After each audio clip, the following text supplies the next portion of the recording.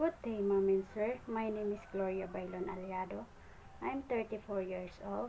I am a married. I have 3 kids. My daughter is ages 14. My son is ages 12 and 8. I am from Aguilar, Pangasinan, Philippines.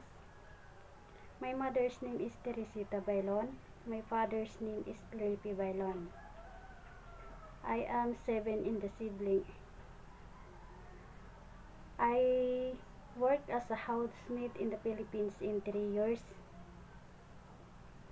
1 couple and 2 children. My duties responsibilities is take care of the children, washing dish, washing clothes, marketing, and ironing. I am a loyal, honest, and hardworking auntie. I hope you choose me as a helper. I promise to finish contract. Thank you and God bless you.